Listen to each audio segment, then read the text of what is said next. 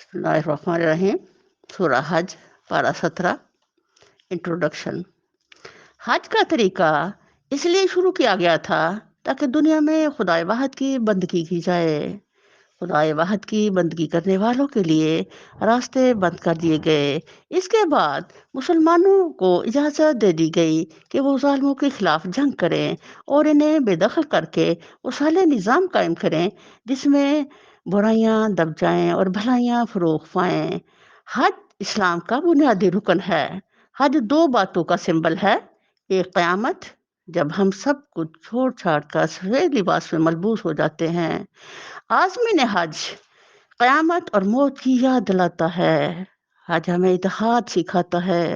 हज़रत अबू हुरैरा ने पूछा, नबी करीम सल्लल्लाहु अलैहि वसल्लम, सूर क्या चीज़ है? फरमाया, एक फूकने की चीज़ है, बहुत बड़ी, इसमें 3 मरतबा फूका जाएगा। पहला नफ़ख़ा घबराहट का होगा, दूसरा बेहोशी का, तीसरा अल्लाह के आगे खड़े होने का। हज़रत इसराफील का हुक्म होगा, वो फूकेंगे। हज़रत इसराफील को हुक्म होगा तो वो फूकेंगे, जिससे कुल ज़मीन आसमान वाले घबरा उठेंगे, सवाए इनके जिन्हें अल्लाह चाहे। बगैर हिसाब, बगैर सांस लिए बहुत देर तक बराबर ही फूकते जाएंगे। इससे पहाड़ रेजा रेजा हो जाएंगे, जमीन कपकपाने लगेगी, दिल धड़कने लगेंगे। जमीन की वो हालत हो जाएगी जो कश्ती की तूफान में और गर्दा में होती है, जैसे कंदील अर्श से लटक रही हो, जैसे हवाएं चारों तरफ से झल्ला रही हों। अस्तगफिरुल्लाह रब्बी मिन कुल्ली ज़ंबिन। आह, यही वक्त होगा जब दूध पिलाने वालियां अपने दूध पीते बच्चे को भूल जाएंगी और हामला औरतों के हमल गिर जाएंगे, बच्चे बूढ़े हो जाएंगे, शैतान भागने लगेंगे, जमीन के किनारे तक पहुंच जाएंगे, मगर वहां फरिश्तों की मार खाकर लौट आएंगे। लोग परेशान हाल इधर उधर दौड़ने लगेंगे, एक दूसरे को आवाजें देने लगेंगे। इसीलिए कुरान ने इस दिन का नाम जो मतनाद रखा है, एक दूसरों को पुकारने का दिन, अल हदीस। सूरह हज इसलिए भी यूनिक है कि इसमें 2 सजदे हैं। अल्लाह के नज़दीक सबसे पसंदीदा अमल सजदा है। हज़ूर सल्लल्लाहु अलैहि वसल्लम ने फरमाया, तुम पर अल्लाह के सजदों की कसरत लाजिम है। जिसने जिंदगी में कसरत से सजदे किए होंगे वो शहीद से भी पहले जन्नत में जाएगा। सजदों के अज़ा पर जहन्नुम की आग हराम है। हज़ूर नबी करीम सल्लल्लाहु अलैहि वसल्लम ने फरमाया, जहाँ तक वज़ू का पानी पहुँचे वहां तक जेवर पहनाए जाएंगे। नबी करीम सल्लल्लाहु अलैहि वसल्लम ने फरमाया, दुनिया के अजीम दिन जुल्हज्जा के पहले 10 दिन हैं। इन दिनों का एक किया हुआ अमल नेक साल भर की इबादत से भी अफजल है। सूरह अल हज पारा 17। शुरू अल्लाह के नाम से जो बड़ा मेहरबान नहायत रहम करने वाला है। लोगों, अपने रब के गज़ब से बचो। हकीकत यह है कि क़यामत का ज़ल्ज़ला बड़ी हौलनाक चीज़ है। जिस रोज़ तुम इसे देखोगे, हाल ये होगा कि हर दूध पिलाने वाली अपने दूध पीते बच्चे से गाफिल हो जाएगी। हर हामला का हमल गिर जाएगा और लोग तुमको मदहोश नज़र आएंगे। हालांकि वो नशे में ना होंगे, बल्कि अल्लाह का अज़ाब भी कुछ ऐसा सख्त होगा। अस्तगफिरुल्लाह रब्बी मिन कुल्ली ज़ंबिन। बाज़ लोग ऐसे हैं जो इल्म के बगैर अल्लाह के बारे में बहसें करते हैं और हर शैतान सरकश की पैरवी करने लगते हैं।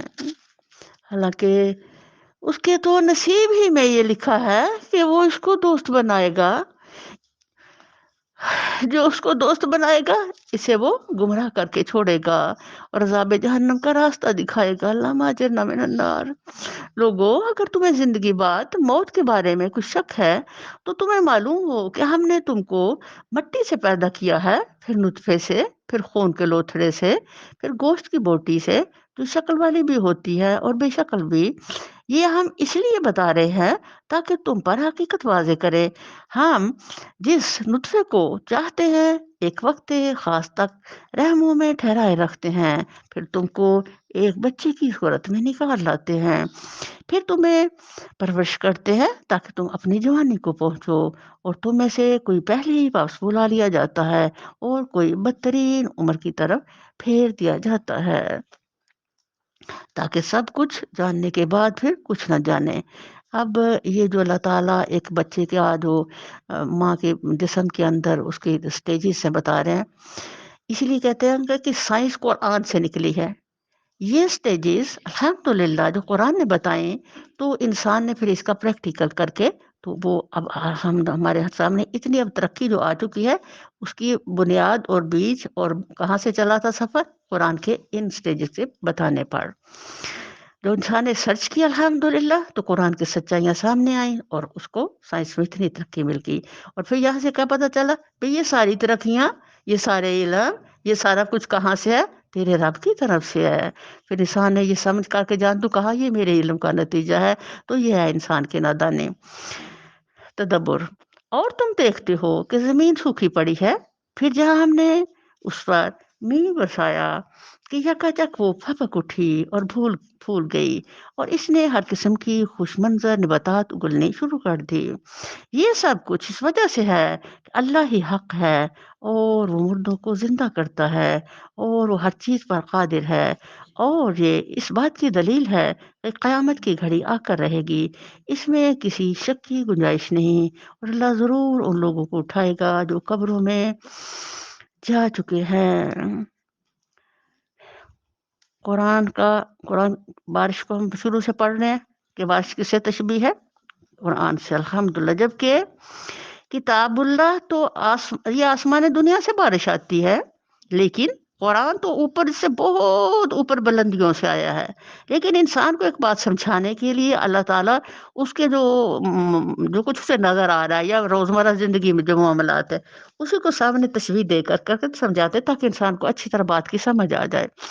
تو یہاں اللہ تعالیٰ ہمیں اس بات سے سمجھاتے ہیں کہ جو آسمان سے جو بارش آتی ہے وہ مثل قرآن ہے، اور جو زمین میں یہ جذب ہوتا ہے اور پھولتا ہے وہ انسانی سینہ ہے، جس کے اندر یہ قرآن برس کر کے تو اس کے اندر سے رویدگی کسی نے نیکیاں اس پیدا کرتا ہے، اور ایمان کا آنا اس بارش کی بنا پر ہے جو ہماری زندگی بنتا ہے۔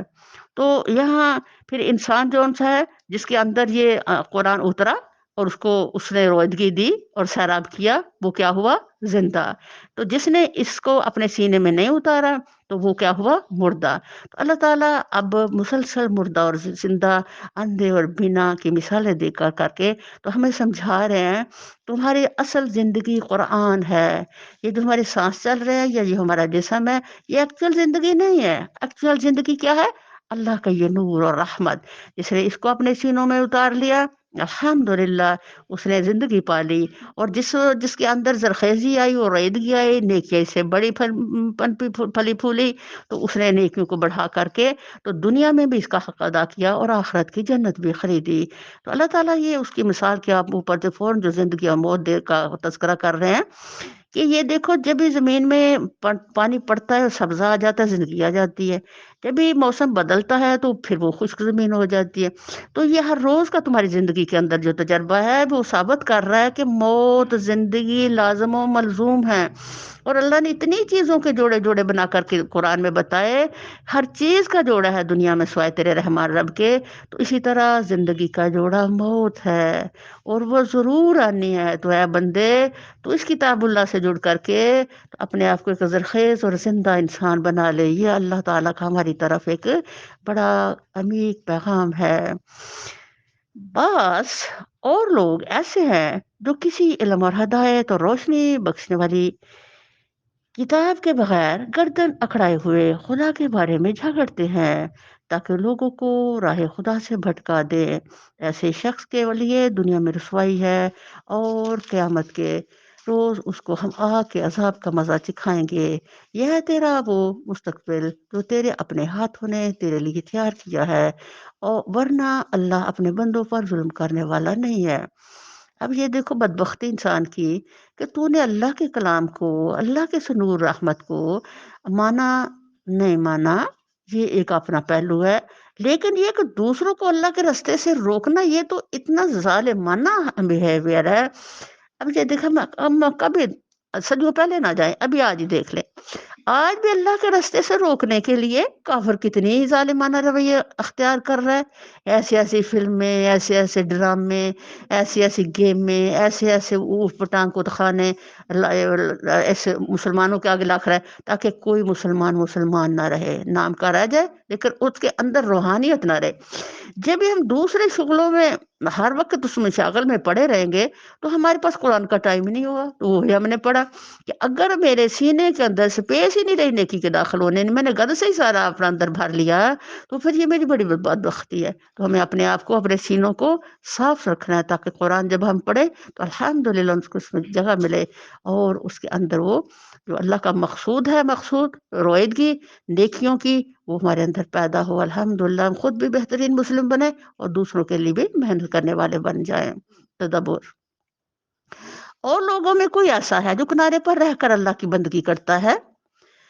ہائے ہائے، اگر فائدہ ہوا تو مطمئن ہو گیا، اور جو کوئی مصیبت آ گئی تو الٹا پھر گیا، اس کی دنیا بھی گئی اور آخرت بھی۔ یہ ہے سری خسارہ۔ اللہ اکبر کبیرہ۔ اب یہ ہے منافق۔ اب منافق کو باہر سے تو نہیں آتا، منافق مسلمانوں کے اندر ہی ہوتا ہے۔ پیچھے ہم نے کیا پڑھا تھا کہ اللہ کی طوفانی بارش نے سیلاب بنا دیا اور سیلاب سے مکہ پورا کلیئر ہو گیا، اور وہاں یا مسلم یا کافر رہ گیا۔ آخر میں اللہ کہتے ہیں میں بہا لے گیا ان کو، یعنی کافروں کو مٹا دیا اور مکہ رہ گیا صرف مسلمانوں کے لیے۔ مدینہ شریف کے لیے جب اللہ تعالیٰ نے بٹی دہکائی جہاد کی تو اس میں کیا ہوا؟ منافقین علیحدہ کر دیے گئے، اور کافر تو تھا ہی نہیں کوئی بھی، ظاہر کتاب یہود تھے، وہ بھی منافق تھے، اور مسلمانوں کو بھی اتنی شدید و بھٹی دہکائی کہ مسلمانوں کے جو درجات تھے، سونے جو تھے علیحدہ کر دیے گئے، جو دھات اللہ لفظ استعمال کیا کہ یہ کانٹے چمچے جن چیزوں سے بنتے ہیں وہ اس کیٹیگری کے لوگ، وہ بھی تو مفید ہی ہوتے ہیں، تو وہ علیحدہ کر دیے۔ وہاں اللہ تعالیٰ نے یہ بتایا، تو اس کا مسلسل قرآن حکیم میں ان کا سفر ہمارے ساتھ چلے گا، کیوں؟ یہ ہمیشہ ہمارے ساتھ ہی رہیں گے۔ اللہ فرما رہے ہیں کہ یہ لوگ جو کنارے پر کنارے پر رہ کر زندگی گزارتے ہیں، یہ گھاٹے کا سودا کرتے ہیں۔ یہاں سے ہمارے لیے کیا پیغام ہے؟ ہمیں کبھی بھی مسلمانی کے بعد، لا الہ الا اللہ کے بعد کنارے پر رہ کے نہیں جینا، بلکہ اسلام کے درمیان میں رہ کے جینا ہے۔ وَاعْتَصِمُوا بِحَبْلِ اللَّهِ جَمِيعًا وَلَا تَفَرَّقُوا، مضبوطی سے کتاب اللہ کو پکڑ کر کے، تو ہمیں اپنی زندگی کے پورے دائرہ کار کے اندر رہ کر کے تو بہترین طریقے سے ایسی زندگی گزارنی ہے جو خود اپنے لیے بھی نفع اور دوسروں کے لیے بھی نفع بخش ہو۔ تو یہاں اللہ تعالیٰ ہمارے لیے ایک پیغام دے رہا ہے کہ کبھی بھی تم اگر سچے مسلم ہو تو تم کو ابن الوقت نہیں ہونا، صرف اپنے فائدہ کا خیال نہیں کرنا، بلکہ دوسروں کے فائدے کے لیے جینا ہے، اور یہی سچے مسلم کی نشانی ہے۔ اور مسلم اور منافق کا فرق کرنے والے کہ جو سچا مسلم ہوتا ہے وہ دوسروں کے لیے ہر وقت خیر خواہی کا متلاشی ہوتا ہے، ہمدردی کرتا ہے، محبت کرتا ہے، دوسرے کے دکھ کو اپنا دکھ سمجھتا ہے، جیسے تیسے چاہے اس کی ہیلپ کرنا چاہتا ہے۔ لیکن منافق جو ہے وہ ہر وقت موقع کی تلاش میں خود غرض ہوتا ہے، کبھی بھی دوسرے کا نفع نہیں سوچتا بلکہ اپنے ہی نفعوں میں پڑا رہتا ہے۔ تو یہ دو متفرق چیزیں جو ہیں اللہ تعالیٰ مثالوں سے ہمیں بتا اور سمجھا رہے ہیں کہ یہ ایک مثال ہے تمہارے سامنے، کس کی؟ منافق کی۔ تو تم نے کبھی بھی منافق والی کوئی حرکت نہیں کرنی، بلکہ سچے مومن والی وہ سارا کچھ کرنا جو اللہ تعالیٰ کا پسندیدہ ہے۔ پھر وہ اللہ کو چھوڑ کر ان کو پکارتا ہے جو نہ اس کو نقصان پہنچا سکتے ہیں نہ فائدہ۔ یہ ہے گمراہی کی انتہا۔ وہ ان کو پکارتا ہے جن کا نقصان ان کے نفع سے قریب تر ہے، بدترین ہے اس کا مولا اور بدترین ہے اس کا رفیق۔ اس کے برعکس اللہ ان لوگوں کو جو ایمان لائے اور جنہوں نے نیک عمل کیے، یقیناً ایسی جنتوں میں داخل کرے گا جن کے نیچے نہریں بہہ رہی ہوں گی۔ اللہ کرتا ہے جو کچھ چاہتا ہے۔ وہ جو شخص یہ گمان رکھتا ہو کہ اللہ دنیا اور آخرت میں اس کی کوئی مدد نہ کرے گا، اسے چاہیے کہ ایک رسی کے ذریعے آسمان تک پہنچ کر شگاف لگائے، پھر دیکھ لے کہ آیا اس کی تدبیر کسی ایسی چیز کو رد کر سکتی ہے جو اس کو ناگوار ہو۔ اب اللہ تعالیٰ جو ان سے کافر ہیں یا جو ان سے منافق ہیں، ان کی مختلف کیٹیگریز کا ہمیں علم دے رہے ہیں۔ جیسے مسلمانوں کی بھی تو کیٹیگری ہے نا بھائی، کوئی سونے جیسا ہے، کوئی چاندی جیسا ہے، اور کوئی ایسا ہے درمیانہ سا ہے، کوئی کم کا۔ تو اسی طرح ان جو منافقین ہیں ان کے بھی مختلف کیٹیگریز ہیں۔ ایسی ہی کھلی کھلی باتوں کے ساتھ ہم نے اس قرآن کو نازل کیا ہے، اور ہدایت اللہ جسے چاہتا ہے دیتا ہے۔ جو لوگ ایمان لائے اور جو یہودی ہوئے اور عیسائی اور نصارہ اور مجوس اور جن لوگوں نے شرک کیا، ان سب کے درمیان اللہ قیامت کے روز فیصلہ کر دے گا۔ ہر چیز اللہ کی نظر میں ہے۔ آیت تدبر، کیا تم دیکھتے نہیں ہو؟ اب کیا تم دیکھتے نہیں کیا ہے؟ التفات۔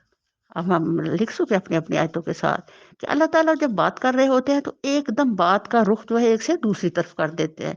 اس کو قرآن کا التفات کہتے ہیں۔ یہ بڑی خوبصورت چیز ہے۔ یہ ہم نے اس میں تشریح میں تفصیلی پڑھا بھی تھا کہ التفات کیا چیز ہے۔ جیسے ایک کوئی ڈرامہ چل رہا ہے یا فلم چل رہی ہے، تو اس کا ایک سین سامنے آتا ہے کہ ابھی وہ جو ہیرو ہے وہ کچن میں ہے، تو ابھی ہم دیکھتے ہیں کہ وہ کسی پہاڑ کے اوپر ہے۔ ایک دم اس طرح سین کا بدلنا جو ہے وہ کسی بھی چیز میں ایک حسن پیدا کرتا ہے، ورنہ سٹلے کی حالت کی بات چلتی جائے تو بندہ جو ہے اسے بور ہونے لگتا ہے۔ تو اسی طرح کتاب اللہ کے اندر بھی اللہ تعالیٰ ایک بات کر رہے ہوتے ہیں، ایک دم سے اس بات کو بدل کے کہیں اور لے جاتے ہیں۔ تو یہ بھی اس کے ایک حسن جمال کا پہلو ہے۔ تو اللہ کیا فرماتے ہیں، کیا تم دیکھتے نہیں ہو کہ اللہ کے آگے سر بسجود ہے وہ سب جو آسمانوں میں ہے۔ اب اوپر بات کن کی ہو رہی تھی؟ مشرکوں کی۔ نیچے کس کی بات ہو رہی ہے؟ کائنات کی سچائی کی اور سچے سجدوں کی، جس میں منافقت نہیں ہے۔ کائنات کی کوئی چیز میں رحمان سے منافقت نہیں کرتی بھائی۔ آسمان کبھی منافق نہیں ہوا، سبحان اللہ۔ اللہ کی زمین کی کوئی چیز کبھی منافق نہیں ہوئی، سورج چاند ستارے کبھی منافق نہیں ہوئی، پہاڑ درخت کبھی منافق نہیں ہوئی، بلکہ کیا ہے، یہ وہ سچائی ہیں جو ہر لمحے رحمان کے ساتھ پوری سچائی، پوری دیانتداری، پوری محبت کے ساتھ ہر لمحے اس کے سامنے سربر سجود ہے، سبحان اللہ۔ سجدہ اللہ کے نزدیک سب سے محبوب ترین چیز ہے۔ تو ہم لوگوں کو کثرت سجدت سے اپنے رب کو منانا ہے۔ کثرت سجدے والا شہید سے بھی پہلے جنت میں جائے گا۔ تو ہم نے فرضوں کے ساتھ نفلوں کے سجدوں کی بھی کثرت کرنی ہے انشاءاللہ، اور اپنے رب کے ساتھ جڑ کر کے تو الحمدللہ اللہ تعالیٰ سے وہ وصل لینا ہے جو سجدے کا مقصود ہے۔ وہ سب جو آسمانوں میں ہیں اور جو زمین میں ہیں، سورج اور چاند اور تارے اور پہاڑ اور درخت اور جانور اور بہت سے انسان اور بہت سے وہ لوگ بھی جو عذاب کے مستحق ہو چکے ہیں، اور جسے اللہ ذلیل و خوار کر دے اسے پھر کوئی عزت دینے والا نہیں۔ اللہ کرتا ہے جو کچھ چاہتا ہے۔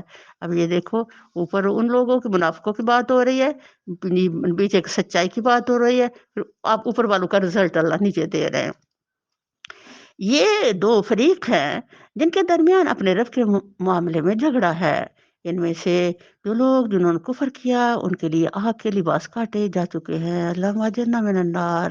ان کے سروں پر کھولتا پانی ڈالا جائے گا جس سے ان کی کھالیں ہی نہیں پیٹ کے اندر کے حصے تک گل جائیں گے، اور ان کی خبر لینے کے لیے لوہے کے گرز ہوں گے۔ جب کبھی وہ گھبرا کر جہنم سے نکلنے کی کوشش کریں گے، پھر اسی میں دھکیل دیے جائیں گے، اللہ اجرنا من النار، اور چکھو اب جلنے کی سزا کا مزہ۔ انا للہ و انا الیہ راجعون۔ استغفر اللہ ربی من کل ذنب۔ دوسری طرف جو لوگ ایمان لائے اور جنہوں نے نیک عمل کیے، ان کو اللہ ایسی جنتوں میں داخل کرے گا جن کے نیچے نہریں بہ رہی ہوں گی، وہ سونے کے کنگنوں اور موتیوں سے آراستہ کیے جائیں گے، اور ان کے لباس ریشم کے ہوں گے۔ اب اللہ تعالیٰ کہتے ہیں جب جہنم کی، جب سزاؤں کی، جب اس طرح کی بھیانک باتیں آئیں تو رویا کرو، لیکن جب بھی خوشخبری آئے تو مسکرایا کرو۔ اب یہ دیکھ سبحان اللہ، جب انسان ایک خوف سے ایک شدت میں مبتلا ہوتا ہے تو ایک دم سے مسکرانا خاصا مشکل بن جاتا ہے، لیکن اللہ تو ہمیں مسکرانے والوں میں شامل کر دے۔ ان کو پاکیزہ بات قبول کرنے کی ہدایت بخشی گئی اور انہیں خدائے ستودہ صفات کا راستہ دکھایا گیا۔ جن لوگوں نے کفر کیا اور جو آج اللہ کے راستے سے روک رہے ہیں اور اس مسجد حرام کی زیارت میں مانے ہیں جسے ہم نے سب لوگوں کے لیے بنایا ہے، جس میں مقامی باشندوں اور باہر سے آنے والوں کے حقوق برابر ہیں، ان کی روش یقیناً سزا کی مستحق ہے۔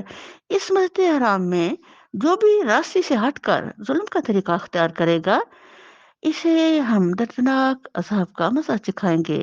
اب یہ مست حرام جب سے بنے آج تک اس کے قانون میں تھا کہ کوئی بھی اس کا راستہ نہیں روک سکتا۔ واحد نبی کریم صلی اللہ علیہ وسلم جو عمرہ کے لیے آتے ہیں اور کفار مکہ ان کا راستہ روکتے ہیں، اتنا بڑا ظالمانہ حرکت۔ یاد کرو وہ وقت جب کہ ہم نے ابراہیم کے لیے اس گھر خانہ کعبہ کی جگہ تجویز کی تھی، اس ہدایت کے ساتھ کہ میرے ساتھ کسی چیز کو شریک نہ کرو اور میرے گھر کو طواف کرنے والوں اور قیاموں کو سجود کرنے والوں کے لیے پاک رکھو اور لوگوں کو حج کے لیے اذن عام دے دو۔ اب اللہ بتا رہے ہیں جس نے یہ گھر بنایا وہ کیا اعلان کر رہا ہے، اور اے کفار مکہ تمہاری نفس کتنی ظالمانہ ہے۔ تو اللہ تعالیٰ فوراً اس کے سامنے ان کی وہ تصویر رکھ رہے ہیں اور ان کے اوقات کو ان کے سامنے رکھ رہے ہیں کہ اصل حقیقت کیا ہے بنانے والے کی، اور یہ تمہاری کرتوت کیسے ہے۔ تو اللہ تعالیٰ فرما رہے ہیں اور لوگوں کو حج کے لیے اذن عام دے دو کہ وہ تمہارے پاس ہر دور دراز مقام سے پیدل اونٹوں پر سوار رہے تاکہ وہ فائدہ دیکھیں جو یہاں ان کے لیے رکھے گئے ہیں، اور چند مقرر دنوں میں ان جانوروں پر اللہ کا نام لیں جو اس نے انہیں بخشے ہیں، خود بھی کھائیں اور تنگ دست محتاج کو بھی دیں، پھر اپنا میل چیل دور کریں اور اپنی نظریں پوری کریں اور اس قدیم گھر کا طواف کریں۔ سبحان اللہ، جب اللہ تعالیٰ نے کہا نا کعبہ بننے کے بعد کہ اب آپ اعلان کریں، تو ابراہیم کہتے یا اللہ ان پہاڑوں میں اس ویران جگہ میں دور دور انسان نظر نہیں آ رہا، تو میں کیا اعلان کس کو کروں؟ تو اللہ نے کہا تو اعلان کر دو۔ سبحان اللہ، جب انہوں نے اعلان کیا تو روح تک کو اللہ نے وہ آواز سنوائی۔ یہ اسی آواز کی برکت ہے آج کہ دنیا دھڑا دھڑ کعبے کی طرف بھاگی جا رہی ہے دور دراز سے۔ سبحان اللہ، میرے رب نے ابراہیم علیہ السلام کی دعاؤں کو کیسے قبول فرمایا، اور بعد میں جو متولی بنے ان کی بدبختی اوپر اللہ نے ڈال دی۔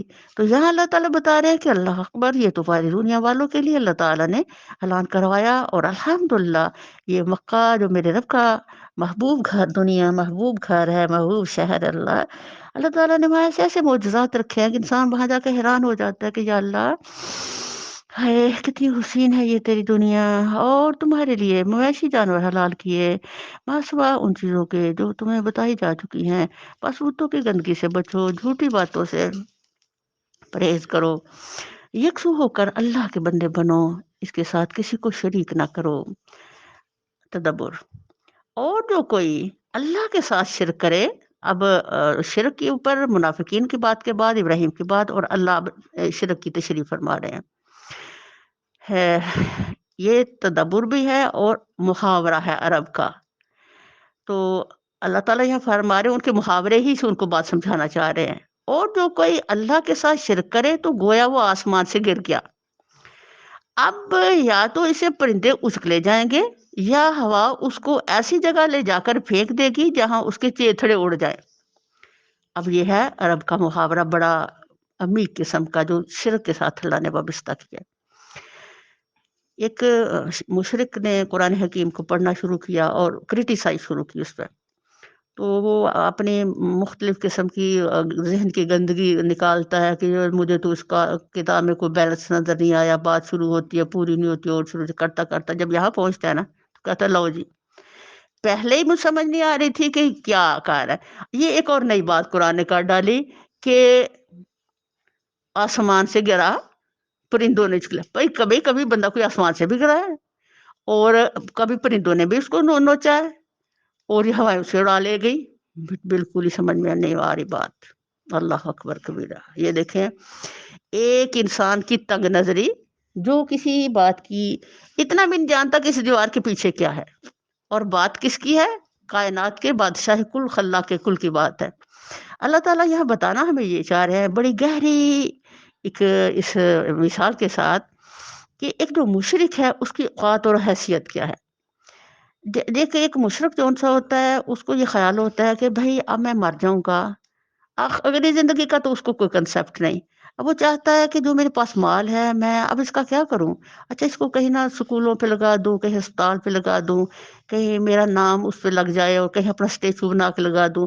जो कम से कम मरने के बाद कुछ नहीं है दुनिया में, तो मेरा मेरे बाद मेरा नाम रहे। ये एक मुशरिक का ज़हनियत है। और ये जो थे कुफ़ार मक्का, ये चूँकि मुशरिक थे, आखिरत का कांसेप्ट इनके पास नहीं था। तो अल्लाह ताला इनको इस बात से समझाना चाह रहे हैं। अच्छा, हर जो कौम होती है, हर जो मुआशरा होता है, वो उनके अपने-अपने ज़ुबान के मुहावरे होते हैं। ये अरब का मुहावरा है। तो इसमें ये था कि अरब लोग जो से थे, उनकी ये शौक़ी थी कि वो आपस में शायरी करते और अपनी बहादुरी के किस्से गाते।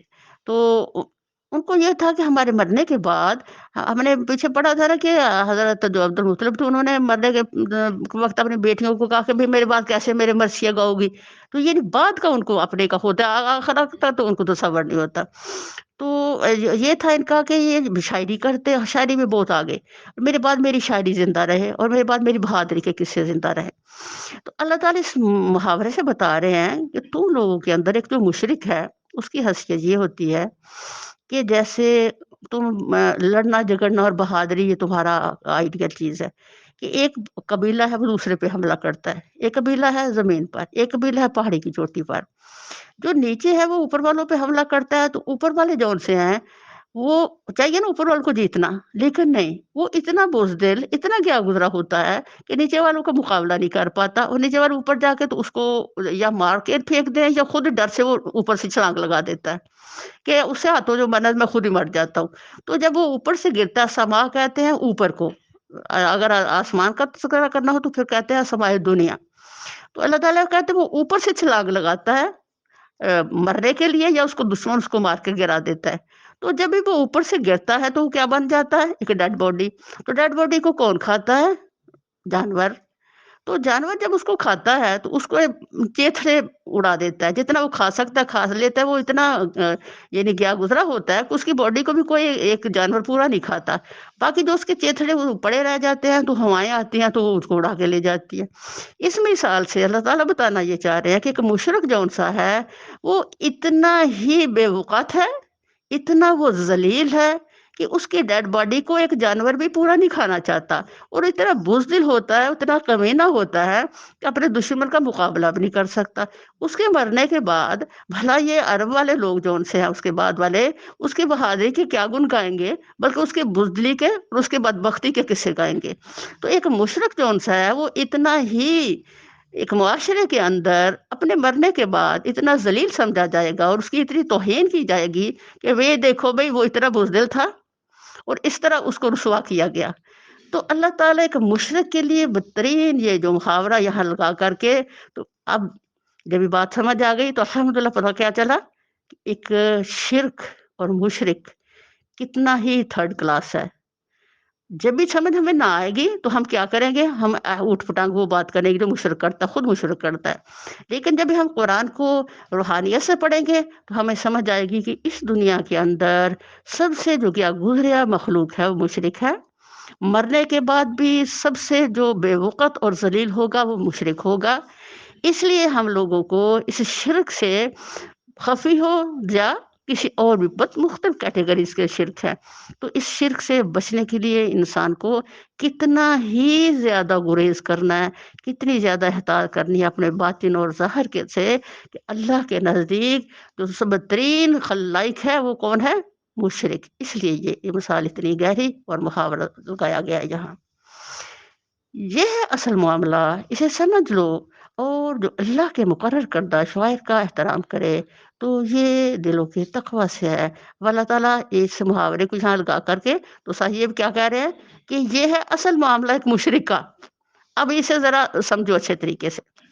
क्या हैसियत है एक मुशरिक की अल्लाह के नज़दीक और दुनिया वालों के नज़दीक। तुम्हें एक वक़्त मुकर्रर तक उन हदी के जानवरों से फ़ायदा उठाने का हक है। फिर उनके कुर्बान करने की जगह इसी कदीम घर के पास है।